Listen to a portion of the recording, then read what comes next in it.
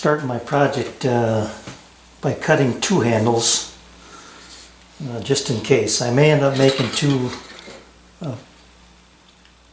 push sticks, but one adjustment I did make on the fly here was I had to cut this opening for this spring that I have, 10 thousandths larger, 5 thousandths on each side. It fit the original cut, but now I like this because it's got some movement in there, and that should work out pretty well, I hope. One thing I noticed, I left tabs on these to come back and cut the holes, but I ended up cutting away one of these tabs. Luckily, these two that I had held it in place, which is good. And this one I've got two tabs on as well. This one's a little bit more wobbly. Oh, that's because I cut this tab as well. Anyway, I'm glad they stayed in place. So I'm going to flip it over. I'll show you what I have. I'm going to cut these tabs, clean it up, and then get ready to cut the main parts. The reason I cut, and the other part is, this piece has an angled cut to it that comes up this way. I'm not sure how I'm going to lay that out, but I wanted to cut it straight because I've got to cut a shoulder all the way across to accept the two outside pieces. So it's going to be easier to cut the shoulders with this flat and straight, and then come back and cut the angle. At least that's my theory. So I'm going to give this a shot and see what happens. Let me flip it over here and we'll see what it looks like on the other side. Okay, so here's the reverse. And you can see my tab here. That's what I meant by cutting one away. This tab is meant to hold this piece, but I cut it away when I cut my other push stick handle here. So let me get a chisel. I think that'd be the easiest way to do these.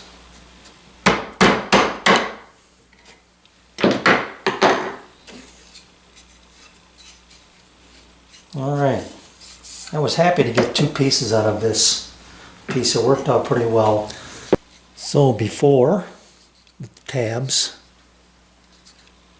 in the rounded corner here, and this is after.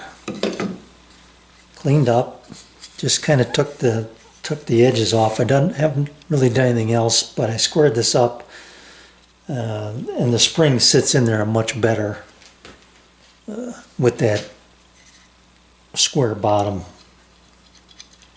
So that's a good thing compared to this. You see how much further away from the top it is, and it kind of wants to rock on just those 2 points.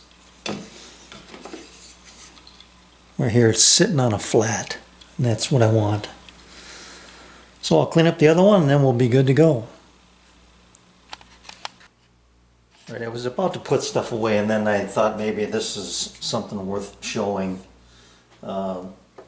Drilling these holes, all the bodies can be drilled in the same direction, even though they are mirror images. It's just that the outside face on one becomes the inside face. So I didn't mind that. I went ahead and drilled it that way, but I did label them ones and twos. This is a 2. So this is the one that goes with that one. So these will sit like that. And then this becomes the outside face of this pair. All right. So the thing that I need to do now is drill, or I shouldn't say that I do now, I did it already, was drill the hook, the spring action hook you'll see later here. One thing I did want to change is that in the original version that I watched, he has the hook being held by, it looks like a piece of UHMW, threaded UHMW. So there's no metal at all in his push stick, or push stick. I understand why you don't want metal, but I think that the metal is far enough away from the bottom of these push sticks that I'm not that concerned about it, so I'm going to go ahead and do that. I changed it to a 1/4-inch hole that's with a bushing, so I can use a metal bit or a screw that goes through there to hold it together. Let's see, that one needs to be reamed out a little bit. This one works. I cut these in half, and I didn't get all the burrs off of this one.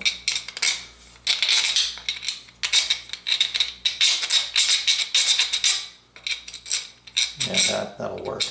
So at any rate, this will ride on these, mostly on these threads, and I didn't want the wood part riding on threads, so I decided to put a bushing in there. So I drilled a 3/8 hole. Getting back to what I want to get to here, the distance from the reference edge is, and on this piece at the reference edge is this one and this one. So this distance is the same. This distance changes. So rather than move my fence, I decided to just do a little math and figure out what the difference in the distance was. And going through all that, I decided to round it to 1 inch 15 thousandths. So I came up with, the easy thing to come up with is the 1 inch. The tough thing was 15 thousandths, but for me it's a business card and a piece of paper. And that is nearly dead on 15 thousandths. It can be just a hair over, but it was close enough for me. So all I did was put in these shims back here behind the piece in 2 locations. Held my piece, firmly, drilled that hole, and I did it in 3 steps, I guess it was. I used a 1/4-inch bit, something in between, and then finally the 3/8 bit, and then just kind of widen that hole. The last 2 steps obviously are just reaming it out and making sure that it stays centered. But when you do it this way, you've got to make sure you keep that pressure going this way and that way, and then drill your hole. It turned out terrific. So when I put these together with my 1/4-inch bolt going through here, which is this hole, this is now countersunk, and that's going to sit in there like that, I get a nearly perfect setup there. Actually, it goes the other way. It goes this way. But I guess that is flush now. I mean, that's just a perfect fit. So as long as I got the offset correct, and I think there'll probably be some fudging going on down the road, but that's going to work out terrific. Now the next thing I need to do, and that's where I'm at now, is I'm gonna, on the back side, and that's what happens with these pieces. And that's why I want to keep them oriented. This is 2. So now I'm going to be drilling on this side, and I need to flip it and register make my stop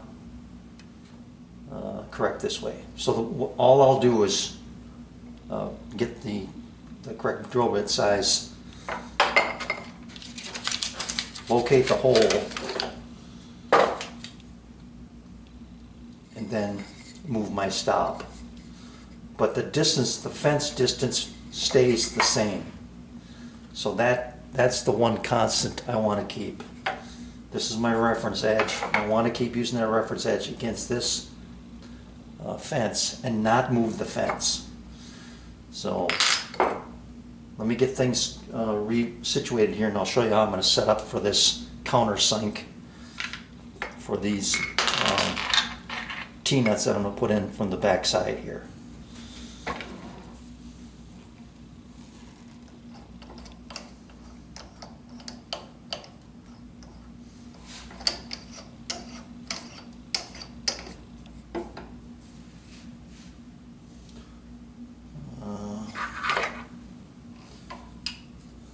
Tighten this.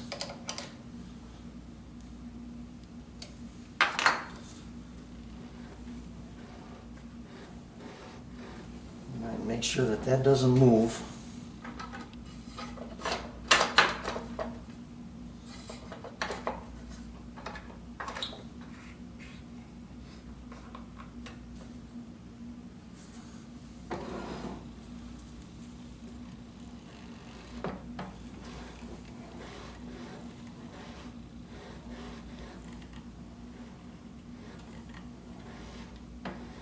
It's pretty good.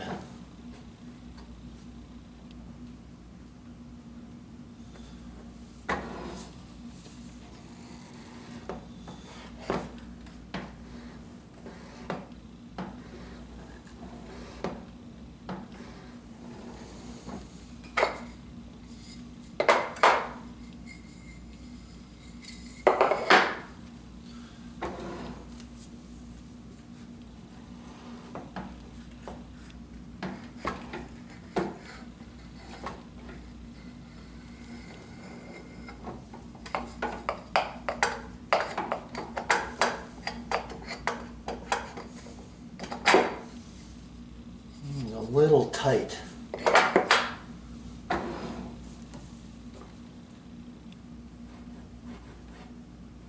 It's awful close. All right, I think we're good. I think what I'll do is just give this a slight reaming and then change bits to 3/4 inch and countersink for this. Let's just do this quick.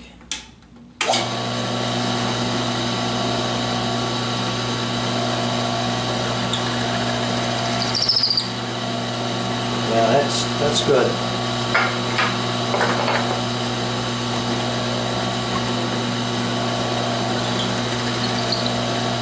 Okay.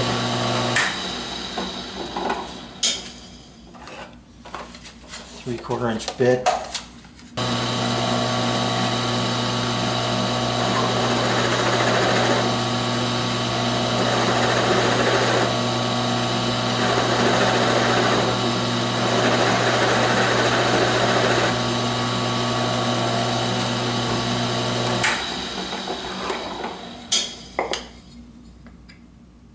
Now the one thing, I mean that's going to put it below the surface, which is good. I don't want this metal sticking out and riding on my fence or what, you know, whatever you happen to be putting it up against. I want the wood surface to be there, along with the same thing going on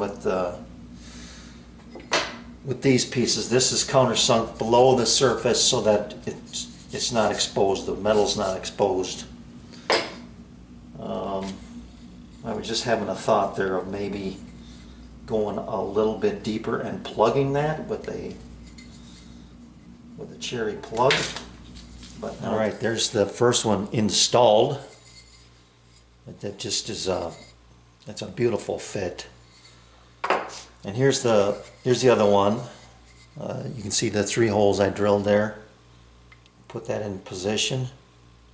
And incidentally, these are a little bit deeper reaching T-nut than some of the others. You can get different lengths I think this might be the longest one. Anyway, find those 3 holes and then just give this a kind of set it in with my thumb like that. A couple of washers, and the reason for 2 washers on this installation is if anything's going to spin, it'll be the mid or the top washer, and then that other one won't mar my workpiece. I'm not really worried about that anyway, but I'll just spin it in now.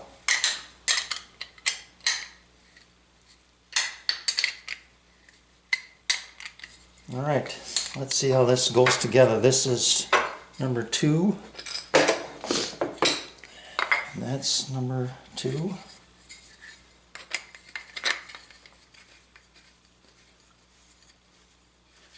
I don't have my 5/32. I guess I do have one.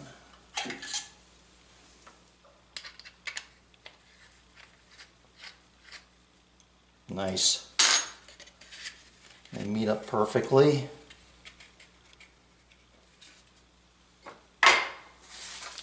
See how they sit.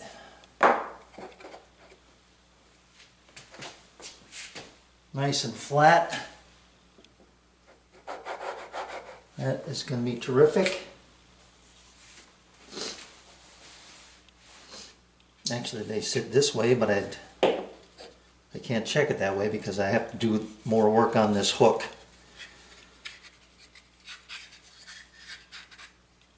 That will be good. And they don't, you know, the handle goes in between here yet too. So I'll be tightening against the handle pretty much.